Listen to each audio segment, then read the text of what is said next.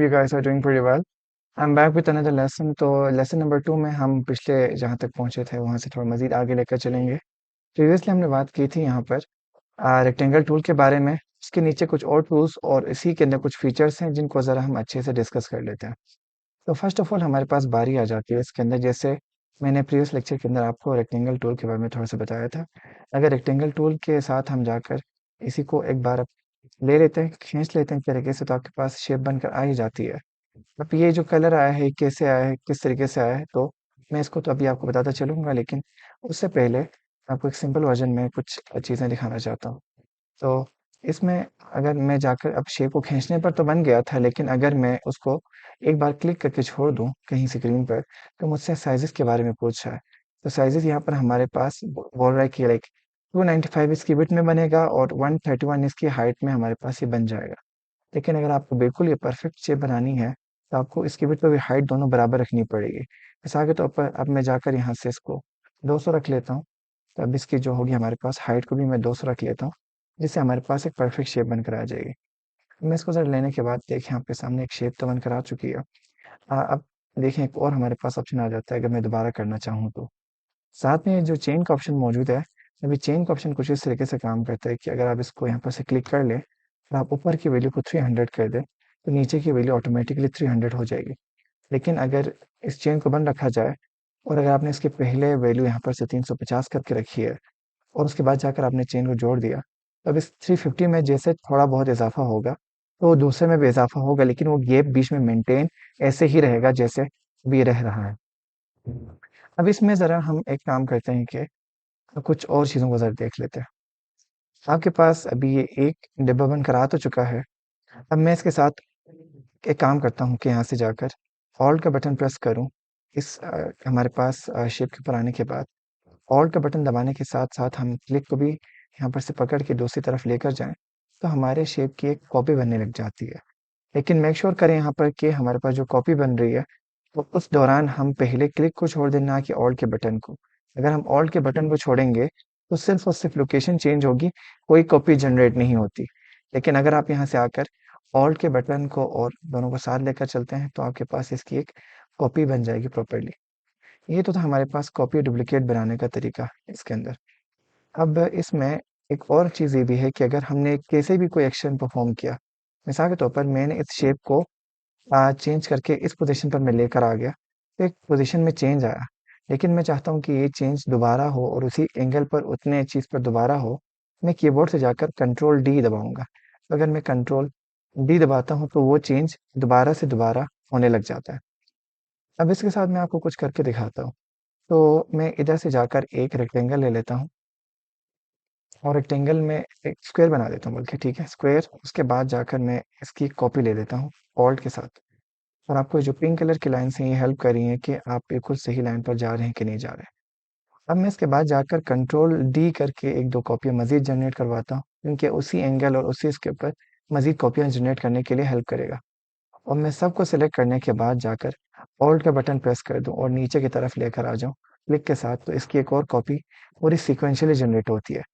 अब मैं control D करूँगा तो जो पूरा ग्रुप कॉपी हुआ था वो रिपीटेडली दोबारा होना शुरू हो जाएगा, जिससे आप पैटर्न टाइप की कोई चीज़ जनरेट कर सकते हैं। ये तो था हमारे पास यहाँ से आकर रेक्टेंगल टूल, और उसके साथ यूजुअली हम क्या एक स्क्वायर टाइप की चीज़ें बना सकते हैं कि नहीं। इसके नीचे अब यहाँ पर से जैसे कोई शेप है, उसमें कलर फिल करना है तो दो मोड्स आती हैं। एक होता है फिल, एक होता है स्ट्रोक। अब जो कलर अंदर इस शेप के मौजूद होगा उसको हम यहाँ पर से कह रहे होंगे कि इसका फिल होगा, लेकिन जो बाहर इसके किनारों पर है आप लकीर देख सकते हैं, उसके ऊपर जो कलर है इसका इसको स्ट्रोक माना जाएगा। अब मैं जाता हूँ जाकर यहाँ पर से, अब अगर आप देखें तो ये शेप बिल्कुल खाली नहीं है, वाइट कलर मौजूद है। चूंकि बैकग्राउंड का कलर भी वाइट है तो ये आपको कोई डिफरेंट कलर में नहीं दिखा रहा। लेकिन अगर आप इसको आर्ट बोर्ड के बाहर लेकर आकर देखें, तो you can see there is a colour. हम इसको बिल्कुल कलम कलर से महरूम भी कर सकते हैं, लेकिन अभी के लिए हम कुछ और कलर चेंज करना चाह रहे हैं। तो यहाँ पर आपको नज़र आ रहा है, तो मैं यहाँ पर डबल क्लिक कर दूंगा, फिर मेरे अंदर इसके इस फिल का कलर चेंज कर देगा कुछ इस तरीके से।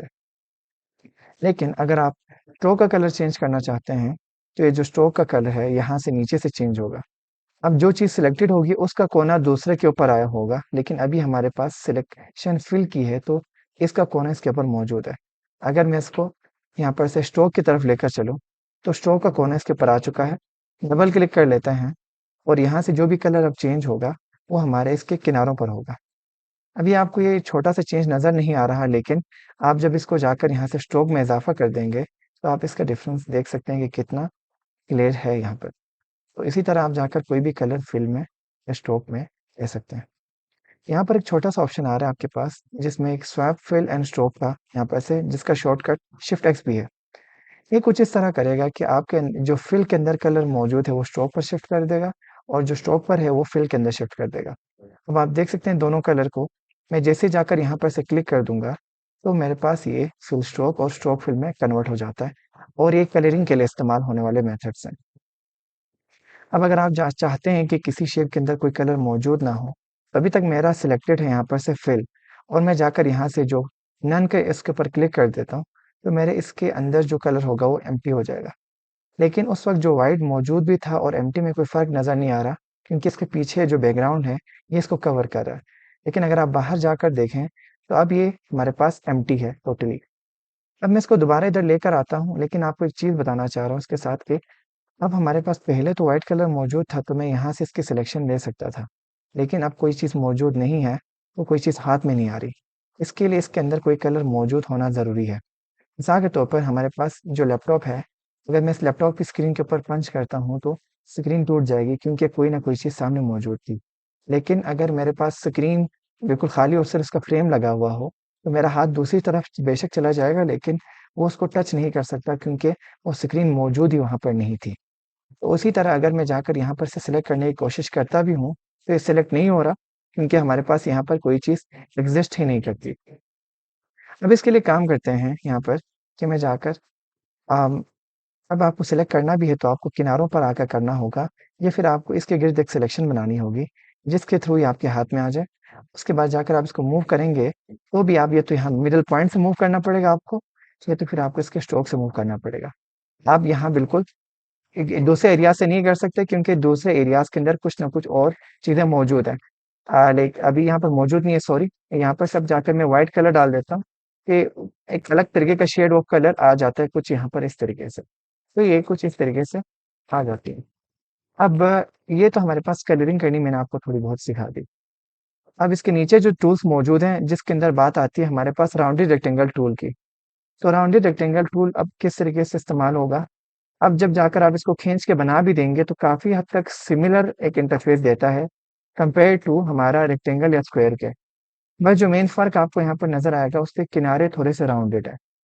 लेकिन अगर आप पिछले लेक्चर को सुन चुके हैं तो आप बखूबी जानते हैं कि यहाँ पर से जाकर थोड़ा-सा अंदर की तरफ खींच देंगे सिलेक्शन टूल से, तो उसके कोने भी इस तरह राउंड हो सकते हैं।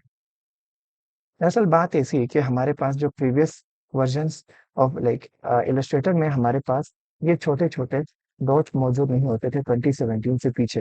लेकिन इलस्ट्रेटर ऐसा सॉफ्टवेयर है जो कि 20 से नहीं बल्कि 2000 के बाद ही यहाँ पर से अब रनिंग में था। तो इसलिए उस वक़्त किसी भी शेप का अगर हमने थोड़ा-सा राउंडनेस चेंज करनी थी, तब जाकर हम यहाँ पर से ले लेते थे राउंडेड रेक्टेंगल और स्क्रीन पे एक बार क्लिक कर लेते थे। ये तो हाइट और विड्थ सेट करने की बात होगी। नीचे आपको नज़र आ रहा है कि इसका कॉर्नर रेडियस कितना होना चाहिए।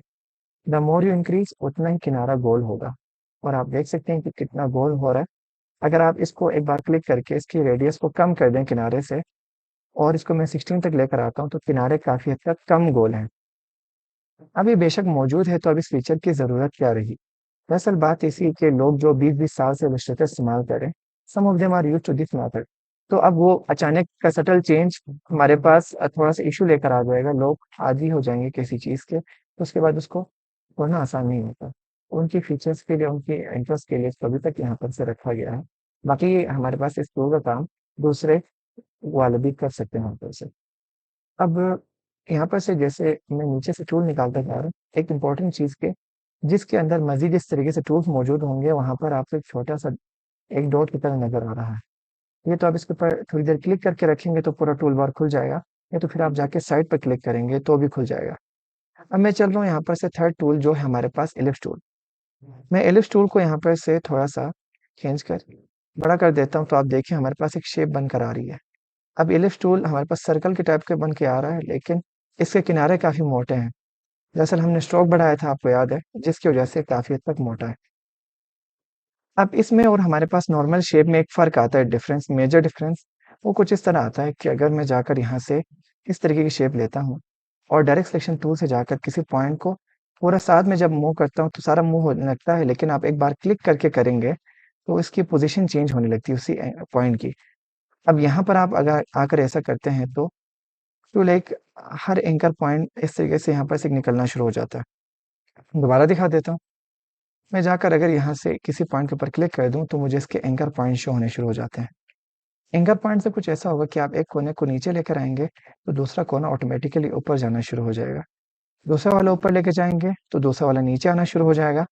और आप इसको बाहर की तरफ खींचेंगे तो इसका मुंह थोड़ा सा इस हिसाब से बड़ा होना शुरू हो जाएगा। और आप इसी तरह यहाँ से नीचे की तरफ भी इसको लेकर आ सकते हैं कुछ अपने डिजाइन को बनाने के लिए।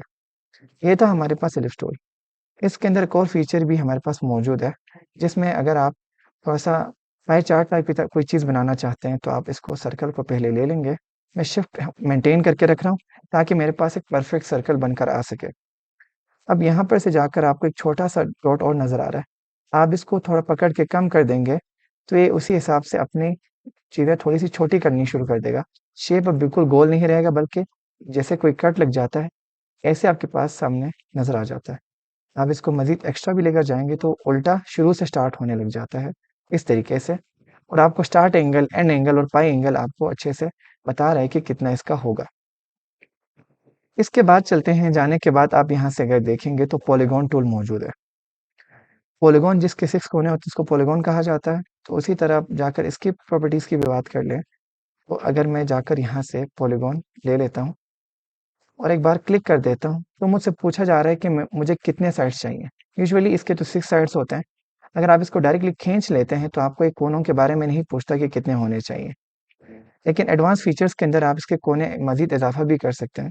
तो अगर मैं जाकर यहाँ पर से पॉलीगॉन ले लेता हूँ और डबल क्लिक करता हूँ यहाँ पे से आकर, तो आप इसके कोने मज़ीद बढ़ाकर 10, 11 भी कर सकते हैं।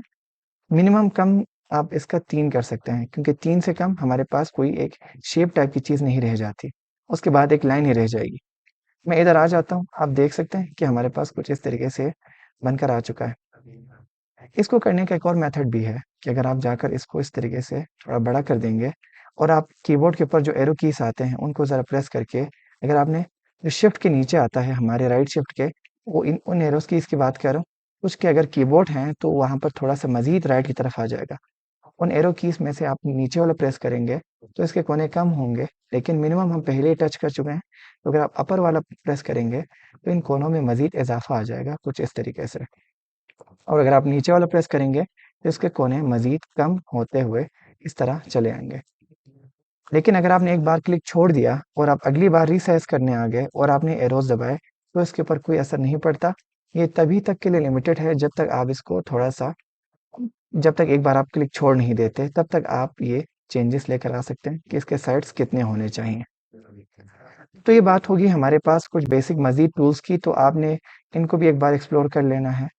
और हम अगले लेसन में कुछ मजीद चीज़ों को डिस्कस करेंगे, जिसके अंदर हमारे पास लाइन टूल और हमारे पास एक दो टूल्स और इस सेट के अंदर बचते हैं, तो स्टार टूल वगैरह को डिस्कस करे होंगे। Until then, see in the next lesson. अल्लाह हाफिज़।